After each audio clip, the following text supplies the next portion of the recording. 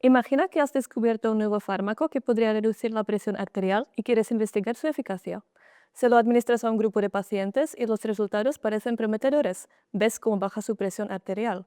Pero, ¿cómo podemos estar seguros de que no es simplemente el fruto del azar o de las fluctuaciones naturales de la presión? ¿Cómo podemos evaluar la eficacia del nuevo tratamiento? Aquí es donde entra el ensayo clínico aleatorizado. Al planificar cuidadosamente quién recibe el fármaco, cómo medimos los resultados y qué herramientas estadísticas usamos, podemos separar los efectos reales del tratamiento de la variabilidad aleatoria. En este episodio de Ampexa Ciencia te mostraremos cómo la estadística convierte los datos en evidencia confiable. Empecemos. En cualquier ensayo clínico necesitamos una referencia para entender si nuestro fármaco realmente tiene un efecto. Por eso incluimos un grupo de control, que son pacientes que no reciben el tratamiento experimental, sino un placebo o la terapia estándar actual. Al comparar ambos grupos, podemos ver qué sucede en ausencia del fármaco.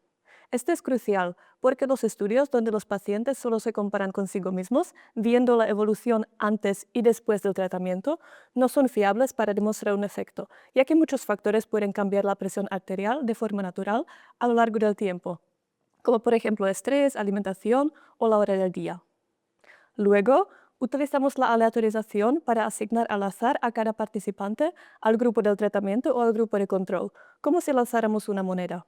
La aleatorización es esencial porque equilibra tanto los factores observables como los no observables que influyen en la presión arterial, por ejemplo, edad, estilo de vida o genética. Para que cuando veamos una diferencia en los resultados, podemos confiar de que proviene del fármaco y no de diferencias subyacentes entre los pacientes.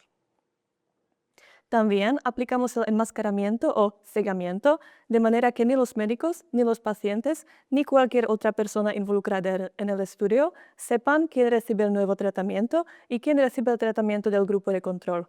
Esto evita sesgos durante el seguimiento. Por ejemplo, observar con más atención a los pacientes tratados o dejar que las expectativas sobre el fármaco influyan cómo se evalúan los resultados. En conjunto, un grupo de control, la asignación aleatoria y el enmascaramiento forman la base de los ensayos clínicos que los convierte en el gold estándar de la evidencia científica. En la fase de diseño, antes de reclutar al primer paciente, necesitamos definir cómo controlaremos el riesgo de llegar a una conclusión incorrecta.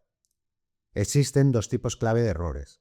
El error tipo 1 ocurre si concluimos que el fármaco es eficaz cuando en realidad no lo es. Para limitar este riesgo, elegimos un umbral máximo para la probabilidad de este error, llamado alfa, y generalmente es igual al 5%. El error tipo 2 ocurre cuando no detectamos un efecto real del fármaco. Este error tiene una probabilidad asociada beta y su complementario, conocido como potencia estadística, suele fijarse en el 80 o el 90%. En términos prácticos, la potencia nos indica la probabilidad de detectar un efecto verdadero dado un tamaño muestral predefinido.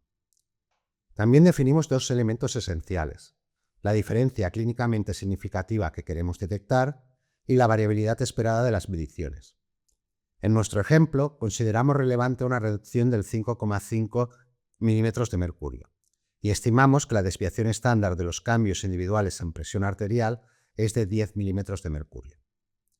A partir de ahí, combinamos estos valores dentro de una fórmula estándar para calcular el tamaño muestral, que nos proporciona a los participantes que necesitamos en cada grupo.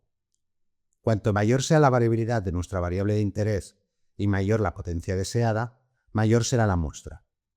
Por el contrario, cuanto mayor sea la probabilidad de error de tipo 1 y el efecto del tratamiento especificado, menor será la muestra necesaria.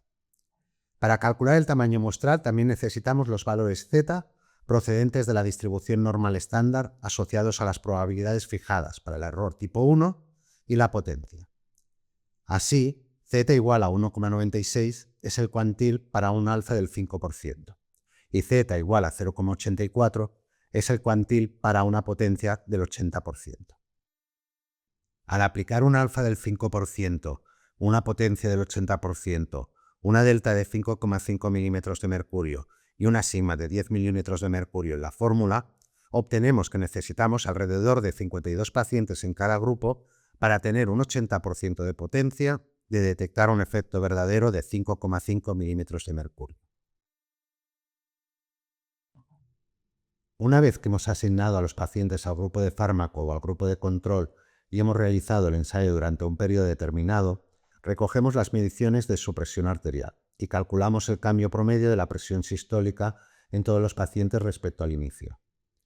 Supongamos que el grupo de tratamiento muestra una reducción promedio de 12 milímetros de mercurio, mientras que el grupo de control disminuye en 4 milímetros de mercurio. La diferencia entre estos dos promedios, 8 milímetros de mercurio, es nuestra estimación del efecto del tratamiento. Sin embargo, estimar esta diferencia es solo el primer paso. Todavía necesitamos determinar si la brecha observada de 8 milímetros de mercurio es producto de un efecto real o si simplemente podría haber surgido por fluctuaciones aleatorias en los datos. Incluso cuando un tratamiento no tiene un efecto real, la variabilidad natural puede generar pequeñas diferencias entre grupos. ¿Quién me garantiza que si tomo otra muestra no tendré un valor de 8 milímetros de mercurio en contra del tratamiento en estudio? Aquí es donde entra la estadística. La idea central es comparar la diferencia observada entre los grupos con la variabilidad natural de los cambios en la presión arterial. Si el efecto observado es pequeño respecto a esa variabilidad, podría explicarse fácilmente por azar. Pero si la diferencia es grande en relación con la variación típica, es cada vez menos probable que sea fruto de fluctuaciones aleatorias. En nuestro ejemplo, con unos 52 pacientes por grupo y una desviación estándar de 10 milímetros de mercurio, una diferencia de 8 milímetros de mercurio es considerablemente mayor de lo que esperaríamos por solo variación aleatoria. Un análisis estadístico formaliza esta comparación y, además, nos permite construir un intervalo de confianza, que representa el rango de valores del efecto verdadero que son compatibles con los datos observados, teniendo en cuenta la incertidumbre del muestreo. El intervalo se construye partiendo de la estimación puntual, es decir, la diferencia observada, y sumándole y restándole un margen basado en la desviación estándar, el tamaño muestral y un valor crítico. Ese margen cuantifica cuánto podría variar nuestra estimación si repitiéramos el ensayo muchas veces. Si este intervalo no incluye el valor cero, significa que incluso considerando esa incertidumbre, los datos no son compatibles con un efecto nulo. Como en este caso el intervalo se mantiene claramente por debajo del cero, podemos concluir, con evidencia estadística sólida, que el tratamiento realmente reduce la presión arterial en comparación con el grupo control. Te podrías preguntar, ¿por qué no comparar simplemente a las personas que deciden tomar el fármaco con las que no lo hacen? Ese enfoque, un estudio observacional, resulta tentador porque es más sencillo y a menudo también más económico. Sin embargo, nos deja vulnerables a sesgos ocultos. Quizá quienes toman el fármaco también sean los que hacen más ejercicio, comen más saludablemente o reciben una mejor atención en general. Cualquier beneficio observado podría deberse a esos factores y no al fármaco en sí. Ni un análisis estadístico sería capaz de corregir completamente ese hecho. En cambio, un ensayo clínico aleatorizado distribuye esos factores de manera equitativa entre los grupos por azar y, por diseño, elimina esos sesgos. Los ensayos básicos de los brazos de tratamiento son la base de la investigación clínica moderna. A partir de aquí, los bioestadísticos amplían a ensayos de múltiples brazos que pueden incluir varios tratamientos o diferentes dosis, diseños cruzados en que los pacientes cambian de tratamiento, diseños adaptativos que permiten ajustar el ensayo a medida que se acumulan los datos, ensayos aleatorizados por grupos, donde se asignan tratamientos a centros a lugar de a pacientes, ensayos de tipo N of one, en los que cada paciente actúa como su propio control y recibe una secuencia de tratamientos, y muchas otras extensiones. A pesar de estas variaciones, los principios fundamentales siguen siendo los mismos: uso de grupos de control, aleatorización y pruebas estadísticas rigurosas para aislar el efecto del tratamiento. Así es como la estadística transforma datos en evidencia confiable sobre la eficacia de un tratamiento. Gracias por acompañarnos en este viaje estadístico a través de los ensayos clínicos. Nos vemos en el próximo video de Yampexta Ciencia.